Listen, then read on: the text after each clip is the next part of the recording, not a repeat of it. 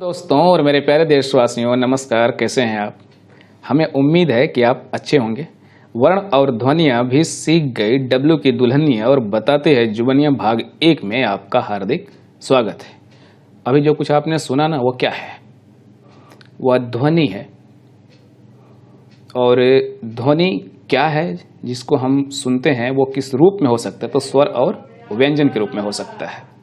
ठीक है, तो ये जो ध्वनि है, इसका इतिहास कितना पुराना, अगर ये जानने की आप कोशिश करेंगे तो निष्कर्ष यह आएगा कि जितना पुराना ब्रह्मांड है उससे थोड़ा पुराना, उससे थोड़ा। क्योंकि वैज्ञानिकों का आकलन है कि आज से 13.8 बिलियन वर्ष पूर्व धमाका हुआ था। तो धमाका पहले हुआ था, इसके बाद यूनिवर्स क्रिएट हुआ, ब्रह्मांड की रचना हुई। तो थोड़ा सा पहले तो हुआ इसका इतिहास, और इस ध्वनि और इस धमाके से ही पूरा ब्रह्मांड क्रिएट हुआ। लेकिन यह जिस रूप में सामने आया, तब समय और स्थान यह भी सामने आया। क्योंकि ध्वनि नहीं होती और यानी धमाका नहीं हुआ होता तो न तो समय होता और न ही स्थान, यानी उस धमाके से पूर्व समय और स्थान नहीं था।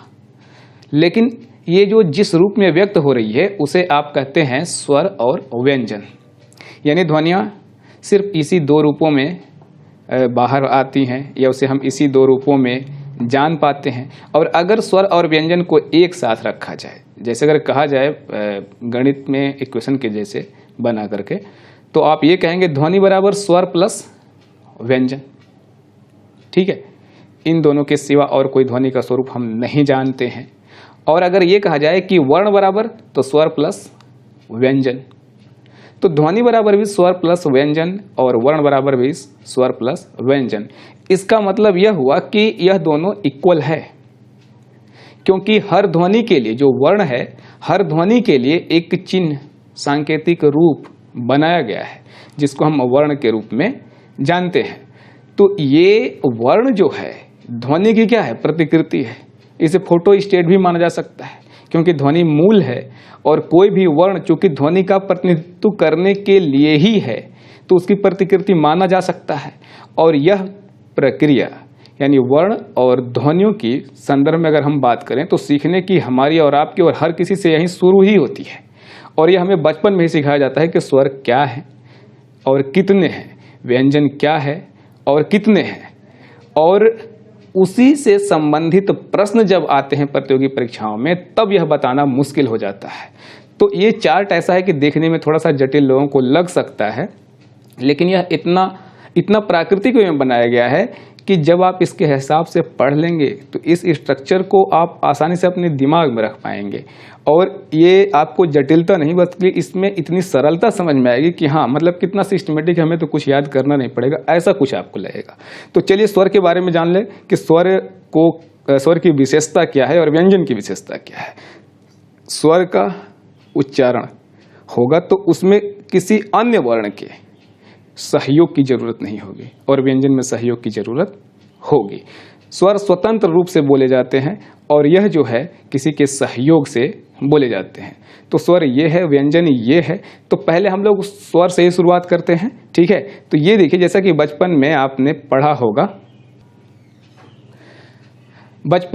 पढ़ा होगा कि स्वर ये है, जैसे अ, आ, ई, री, उ, ए, ओ, औ।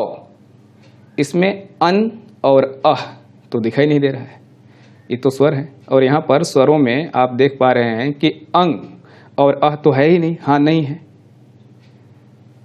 वो कहाँ है फिर? अगर स्वरों में नहीं है तो कहाँ है? उन्हें होना। देखिए, ये स्वर में तो नहीं है, तो स्वर में नहीं है तो कहाँ अब इनका स्थान हो गया है? इनका स्थान यहाँ है। देखिए, ये अनुस्वार है और ये विसर्ग है। अनुस्वार अ के ऊपर ये जो बिंदी लगी हुई है, इसको अनुस्वार के रूप में जाना जाता है। और विसर्ग के लिए जो अह के बगल में यानी पार्श्व में जो ये बिंदु लगी हुई है, इसको विसर्ग कहा जाता है। विसर्ग का हिंदी में प्रयोग कम ही होता है, संस्कृत में ज़्यादा इसका प्रयोग होता है।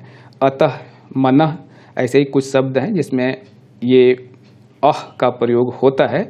अदरवाइज ये बहुत कम ही होता है। और ये अनुस्वार और विसर्ग अयोगवाह के दो प्रकारों में से एक एक है। अयोगवाह के दो प्रकार हैं, एक अनुस्वार और एक विसर्ग। तो ये अयोगवाह क्या है? अयोगवाह जो है, योग न रहने पर भी साथ रहे, उसे अयोगवाह कहा जाता है। ठीक है, तो इस अयोगवाह का शाब्दिक अर्थ यह है, और इसको दो रूपों में आप देख सकते हैं, एक में अनुस्वार है और दूसरे में विसर्ग है। और ये देखिए, ये स्वर नहीं है तो क्या ये व्यंजन है? नहीं, ये व्यंजन भी नहीं है। अब तो फिर स्वर भी नहीं है, तो आखिर ये हैं क्या? अगर इसके संदर्भ में अगर आप एग्जैक्ट जानने की कोशिश करें कि आखिर ये हैं क्या, तो देखिए, लेखन की अगर हम दृष्टि से बात करें तो जो ये अंग और अह देख रहे हैं, ये बिल्कुल ऐसे लग रहा है जैसे अ और अ के ऊपर एक बिंदी या अ के बगल में दो बिंदी, ऐसे ही लग रहा है। तो इसकी प्रतिकृति कैसी है? चाहे अंग हो चाहे अ हो, इसकी प्रतिकृति स्वर के जैसा है। तो स्वर के जैसे, तो लेखन की दृष्टि से अगर पूछा जाए कि ये क्या है, तो ये स्वर है। लेकिन अगर उच्चारण की दृष्टि से पूछा जाए तो उच्चारण की दृष्टि से इन्हें अब स्वर तो नहीं मान सकते, क्योंकि स्वर में किसी अन्य के सहयोग की जरूरत ही नहीं पड़ती उनके उच्चारण में, और इस वजह से भी ये स्वर नहीं है, जबकि इनके उच्चारण में अन्य वर्णों के सहयोग की जरूरत होती है। तो इसलिए ये स्वर के कॉलम में तो नहीं रखे जा सकते और ये व्यंजन में रखे जा सकते। लेकिन जैसा कि अभी आपने देखा कि न तो स्वर है न तो व्यंजन है, तो हाँ, कंडीशन इनकी ऐसी है, इनके उच्चारण में अन्य वर्णों के सहयोग की जरूरत भी होती है, तो इसलिए इस लिहाज से ये व्यंजन भी हो सकते हैं। व्यंजन तो होंगे ही होंगे, लेकिन इसकी प्रकृति अलग है। फिलहाल सवाल इसी पर ही पूछ लिया जाता है बस कि अयोगवाह निम्नलिखित में से कौन है। और अगर ऐसा सवाल बन जाए कि ये जो है स्वर है कि व्यंजन है कि अयोगवाह है, उपयुक्त में से कोई नहीं, तो अयोगवाह तो है, लेकिन अयोगवाह भी विकल्प में न रहे, उसकी जगह कुछ और रहे और फिर हो उपयुक्त में से कोई नहीं, तो वही आंसर सही होगा, क्योंकि अब उन्हें मान लिया गया है। तो अयोगवाह अंग और अह जो है ये आपका अयोगवाह है। ठीक है, अब अंग को उच्चारण से क्या लेना देना? उच्चारण के संदर्भ में अगर इसमें बात की जाए तो ये अनुस्वार जो है, इसके लिए जरूरी है कि वायु नाक से निकले, क्योंकि जब हम बोलते हैं तो मुंह से भी वायु निकलती है और नाक से भी निकलती है। अनुस्वार में जो भी वर्ण आएगा उसको हम बोलेंगे तो नाक से वायु अनिवार्य तौर पर निकलेगी, और इसके नाम से भी ये स्पष्ट है कि किसके बाद आएगा? अनुस्वार। अनु मतलब क्या होता है? अनुयायी, पीछे चलने वाला, और ये स्वर यानी स्वर। तो यानी जो स्वर के बाद आए, स्वर के बाद आने वाली जो नासिक के ध्वनियां हैं, उनको क्या कहा जाता है? अनुस्वार कहा जाता है।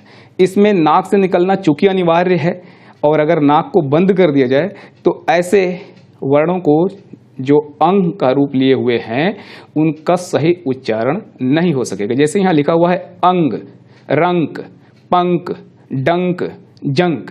अगर ये नाक बंद करके आप बोलेंगे तो थोड़ी देर के यहाँ आप वीडियो रोक करके नाक बंद कर करके और अंगूठा और तर्जनी के सहयोग से आप नाक के अगले हिस्से को बंद करिए, तब आप इनका उच्चारण करिए और आप ये साफ साफ प्रत्यक्ष कर पाएंगे कि वायु जो है आपके अंगूठे और तर्जनी से लगातार टकरा रही है। तो इसलिए इसको कहा जाता है कि नाक से निकलने वाली ध्वनियाँ। अब लगे हाथ इनसे भी मिल लें, क्योंकि ये नासिक की ध्वनियाँ हैं, नाक से निकलना बेहद जरूरी है। तो कुछ ऐसी भी ध्वनियाँ हैं जो मुंह से ही केवल निकलती होंगी, उन्हें हम कहते हैं निर्नुनासिक। निर्नुनासिक मतलब नाक नहीं। तो दो ही बोलने का तरीका है, या तो हम केवल मुंह से बोलें या नाक का भी उसमें सहयोग लेकर के बोलें। तो यहाँ पर नाक से नहीं बोला जा रहा है, तो इसका मतलब स्पष्ट है नाम से ही, क्योंकि अभी पूछा जाता है कि निर्नुनासिक में ध्वनियाँ कहाँ से निकलती हैं, वायु कहाँ से निकलती है। तो आप आसानी से समझ सकते हैं कि नाक से नहीं, तो मतलब दूसरा ऑप्शन मुंह ही बचता है, तो इसको केवल मुंह से ही बोल सकते हैं आप। इसके लिए नाक से हवा निकलना जरूरी नहीं है, बिना उनके निकले ही ये बोला जाता है। जैसे अ, आ, ई आदि, इधर, उधर, घर, आप। अगर इसको भी आप उसी तरह से प्रत्यक्ष करने की कोशिश करें तो पुनः आप बंद कर लीजिए अपनी नाक और बोलिए आप। अब आपको इनके उच्चारण में आप देख सकेंगे कि कोई भी वायु टकरा नहीं रही है। अनुनासिक में आ जाएं।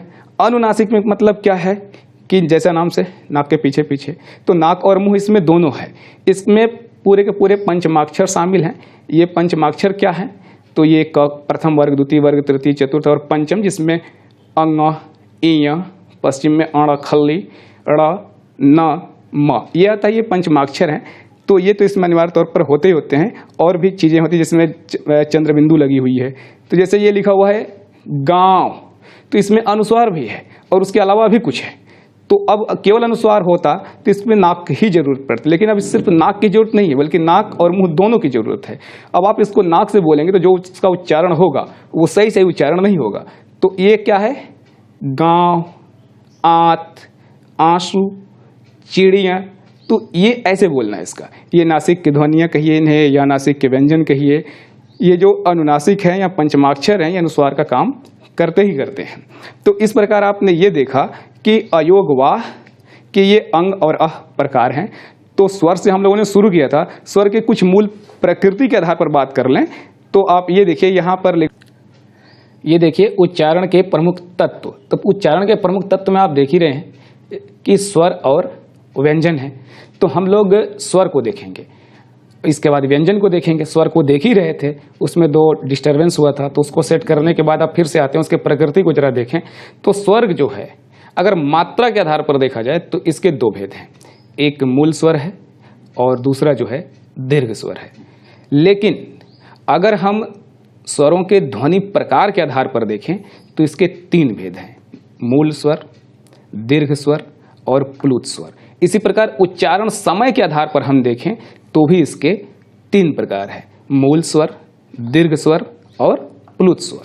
प्लुत स्वर का प्रयोग जो है अधिकतर किसी को पुकारने में या नाटकों के संवाद में इसका प्रयोग होता है और संस्कृत में खूब होता है। आप उसमें कोई दोहा देखते हो तो कितना खींच करके बोला जाता है, जैसे यहाँ पर लिखा हुआ है डबल वा, कुछ लोग इतना ही कहकर रुक सकते हैं, कुछ लोग डबल वा। तो ये इसको प्लुत में क्या होता है कि इसको खींचा जाता है और ये संस्कृत में है। और मात्रा के आधार पर ही डिवीजन हुआ है, क्योंकि मूल स्वर में 1 मात्रा लगेगी, दीर्घ स्वर में 2 मात्रा लगेगी और प्लुत में 3 या 3 से ज़्यादा बोलने वाले व्यक्ति विशेष पर भी काफ़ी हद तक निर्भर है। और ये मात्रा क्या है, मात्रा वो है कि स्वर, कोई भी स्वर है अगर उसके उच्चारण के लिए जितना समय लिया जा रहा है तो जो समय लिया जा रहा है वही मात्रा है। अगर सबसे कम समय लिया जाए तो मूल स्वर में आएगा, अगर मूल स्वर से दुगुना टाइम लिया जाए तो क्या हो जाएगा, दीर्घ स्वर में आएगा, और इससे भी ज्यादा समय लिया जाए उसके उच्चारण में तो प्लुत स्वर बन जाएगा। तो इस प्रकार ये मात्रा जो कि समय के आधार पर ये तय होता है कि वो मूल है कि दीर्घ है कि प्लुत है। तो हम लोग मूल को पहले याद करते हैं, और अगर हिंदी में पूछा जाए कि स्वरों के कितने भेद हैं तो ये ह्रस्व और दीर्घ, ये इसके 2 भेद हैं, क्योंकि प्लुत का प्रयोग हिंदी में नहीं होता है, नॉमिनल नाम मात्र का, तो इसलिए इसे नहीं माना जाता। ह्रस्व नाम से आप जैसा कि समझ सकते हैं कि छोटा, कितना छोटा, इतना छोटा कि इससे छोटा नहीं कुछ हो सकता। जैसे अ, इ, उ, ऋ, ये सबसे छोटे स्वर हैं और यही मूल हैं, और बाकी जो भी बनेंगे इन्हीं से बनेंगे, क्योंकि यही मूल है तो इन्हीं से उन्हें बनना भी पड़ेगा और इससे छोटा नहीं हो सकता। और दीर्घ मतलब क्या है, जैसा कि नाम से स्पष्ट है, बड़ा। तो ह्रस्व से जब ज्यादा समय लगता है, तो वो दीर्घ हो गया।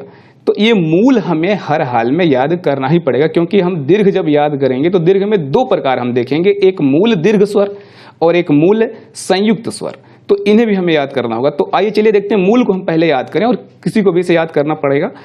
ये अ, इ, उर्री, आपको इसको एक लयबद्धता के लिए एक हम छोटा सा रिदम वाला सेंटेंस दे रहे हैं आपको। जैसे आप अगर ऐसे बोलें इसको, अ, इ, उर्री, मूल चेहरे पर पड़ गई झुर्री, अ, इ, उर्री, मूल चेहरे पर पड़ गई झुर्री।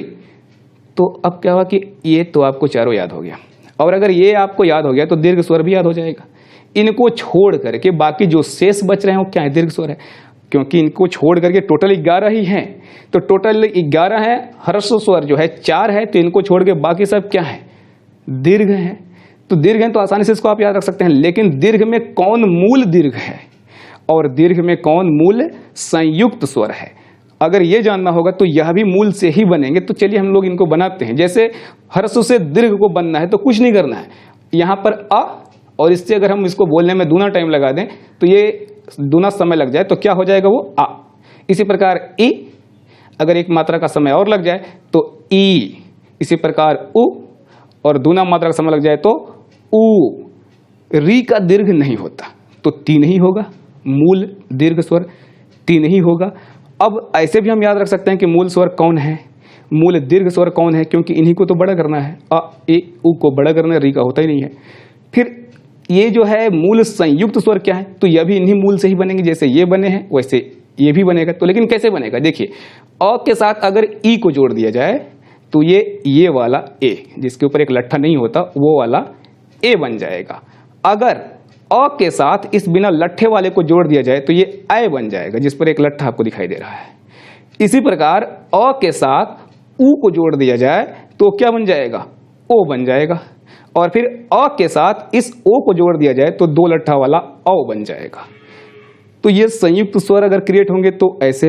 अब इस पे सवाल इसी तरह से पूछा जाएगा, बताएं निम्नलिखित में से मूल स्वर कितने हैं, संयुक्त स्वर कितने हैं, निम्नलिखित में संयुक्त स्वरों में से की पहचान करें। इस तरह की बातें आपसे इसमें पूछी जाएगी जो कि आप आसानी से बता सकेंगे। तो आज हम लोगों ने स्वर को पढ़ा और नेक्स्ट वीडियो में आपको इसे क्रम से देखना है। और ये जो आप ग्राफ देख रहे हैं ये बड़ा आसान है और आसान हो जाएगा अगर आप इसका फोटो स्टेट निकलवा लें, क्योंकि वहाँ से बिल्कुल ये साफ आएगा।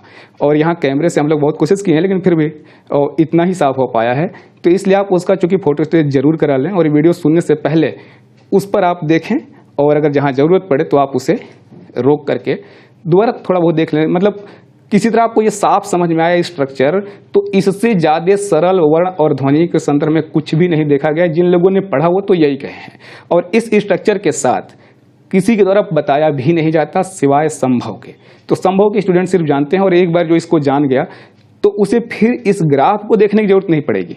ये पूरा का पूरा ग्राफ उसके दिमाग में ही होगा, क्योंकि आप तब इसको याद किए थे जब आप पढ़ना नहीं जान रहे थे, पढ़ना जानने की कोशिश कर रहे थे। तो इसलिए ये स्ट्रक्चर भी ठीक उसी तरह से याद हो जाएगा और यह भी भूलेगा नहीं, क्योंकि ये जो परिवर्तन उसमें जरूरी है वो यहाँ पर करके व्यवस्थित करके दिया जा रहा है आपको। तो ठीक है, आप प्लीज जरूर फोटो शेयर कराइए और पूरी वीडियो को वर्ण और ध्वनि का क्रम से देखिएगा।